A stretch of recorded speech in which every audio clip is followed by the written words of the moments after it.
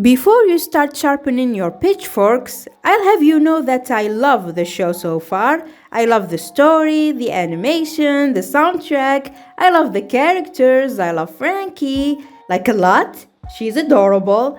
And I love the themes, and because of them, that I'm making this video. And I have to make it clear that this is more of a speculation than anything else. That I hope is not true, and even if it was, it wouldn't ruin the show for me, nor will I stop liking it. It would just be the one thing that, if not for it, the show would have been perfect. To me at least. Now, what is this thing that I'm rambling about? Well, it's this. Tout le monde est trop occupé à se tirer dans les pattes pour voir que le problème, c'est leur entreprise. Tu penses qu'un pion comme moi a du pouvoir? Yeah, I don't like this line of thinking. And again, I don't know if the show itself echoes this sentiment or that it's probably just Andy, but let me explain why it's not good if it did. Knights of Guinevere is set in a futuristic dystopia where a single company, Park Planet, owns and controls the entire world. They also love their mascot, Guinevere. They made movies with her character, amusement parks, live-action remakes. It's Disney. It's what if Disney owned everything type of show, and I wouldn't wish that upon my worst enemy. Just kidding, of course I would. And I love the digs at Disney. You can tell the show was made by a former employee who was screwed over by their corporate greed, which brings me back to my point. The show's theme is anti-corporatism, not exactly anti-capitalism, which people tend to confuse the two, and I understand that. However, Park Planet isn't just a theme park, it's the governing body of the entire planet. They got law enforcement and everything, and we got to see them on the job, arresting a homeless person with a cute mascot on their helmets. Do they also have glittery swastikas? But this also means that it is illegal to be homeless, or more likely, to not be parts of the Park Planet workforce. That's why everyone seems to never take their uniforms off, like that's all they wear, like a company town, but worse. But also it seems that they don't have a choice, and they all have to work for the planet, regardless if they're physically able to or not. So, it's understandable that they're all pissed at Andy because apparently they do get to choose which job they take to some extent, and she chose a park engineer, so she gets treated like a traitor by everyone else. She, however, does not see herself as such because... Je suis même pas dans l'administration, je suis ingénieur et junior qui plus est. Okay, so Andrea is a park engineer, and we were told what they do in this... commercial? Les ingénieurs de la planète Park travaillent sans relâche pour que nos invités vivent une expérience inoubliable. So basically they make sure the park runs smoothly so the rich visitors would be happy. The park that is poisoning their planet and making people sick, and the rich who run the place and also poison the planet directly. So yeah, no wonder people don't like crownies. But then comes Andy's defense. J'ai choisi un taf, du con. J'ai un loyer à payer. Tu penses qu'un pion comme moi a du pouvoir? Yeah, I don't buy that. And even if it's true to an extent, cause they all work for the park, whether they like it or not, and Andy isn't doing better than anyone else there, still, that does not give her the right to become an active participant in everyone else's suffering. Okay, maybe not that much, but here's the thing. You know when they say there is no ethical consumption under capitalism, so they take the doomer approach to it, since it is true and you as an individual won't really make a change, so you might as well not boycott or be a cop or a landlord and so on and so forth. And I think there's something really wrong with this mentality, because even if you can't make it better, that doesn't mean you get to make it worse.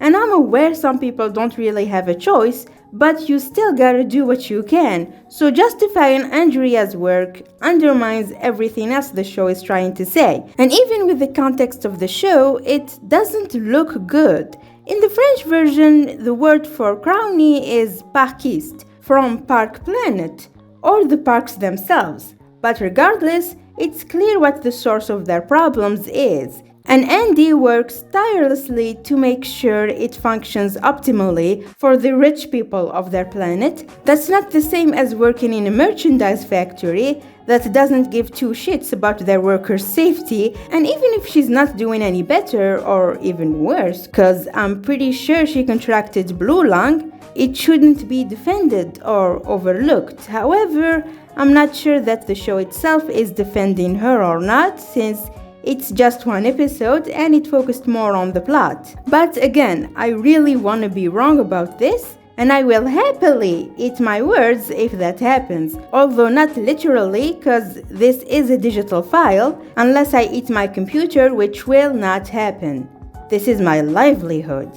Anyway, I'm gonna end the video talking about what I liked about the pilot, which is everything else. But let's start with Frankie. I mean, what can I say? She's an absolute sweetheart. And what I love the most about her is surprisingly her design, because she doesn't look like she acts like Frankie. She looks like she'd be a serious, no-nonsense type of character, but instead she's the least serious, most cheerful and hopeful character in the show. And I love it. And that she doesn't look typically feminine or conventionally attractive, at least by Disney's standards. And she also acts like a Disney princess, but she's actually interesting and way better than anything Disney would dare to release, which is great. She is a shining beacon of hope in animation and their world, but that's probably because she literally sees the world more magically than anyone else there. Like how Kid Andy most likely saw the battered Guinevere instead of the regular one Frankie saw. And I guess that means Andy never told her the truth. Likely to protect her, cause she seems to do that with Frankie a lot. She never told her how horrible her job is, or that she contracted blue lung, and even later on, when she got injured, she waited until Frankie wasn't looking to allow herself to flinch in pain. And also, I guess she represents Dana's experience with Disney. She started her job full of hope and joy after finally achieving her dream, only to have her soul slowly crushed every day by that exact dream. Which brings me to the scene where she didn't tell Frankie that she helped her fix the animatronics. I think it's because she doesn't want her to become an engineer and end up like her, or even disappoint her, which is why I think she actually quit instead of being fired. And it's all to protect Frankie, and Sparky does this too, in his own way. Look, I love his character type, and I can definitely see that he sees Frankie as a daughter, like she sees him as a father figure, and ultimately, he was right about everything when it comes to their situation. But he did not have to pull her teeth out. That was completely unnecessary. But I still like him a little. Now, about Guinevere, well, she needs to get the hell away from Olivia. I mean, what the fuck? Why? Poor thing. And I wonder if she disassociates when she's hurting, cause we see her in a parade and it cuts to her being operated on by Olivia. So there's that. But also about Olivia, she's clearly traumatized, but still, why take it out on Gwen? And why was she so cold as a child but extremely emotional now? Did she learn to act to seem more normal, or did she actually change? Either way, I'm not sure if I should see her as a victim yet. Not to mention she still is the owner of Park Planet, so she's the villain of the story, right? Anyway, before I end this video, I want to mention that in the French version, Sir Arthur says the same thing like in English, but as a poetry verse, in a calm manner. Just look. Bonne damoiselle, cessez vos passes, de peur que vos cœurs je volasse. It's awesome, merci pour votre souci. This makes me happy to listen to the dubbed version instead of the original, and overall, the show is really, really good. It has so much potential, and I hate that the fandom is causing drama already, and how quickly everyone turned on Dana Terrace, over nothing really, like they do with Vivziepop. I wonder why. What a mystery. Anyway, that's all I have to say. Thank you so much for watching, and I'll see y'all next time.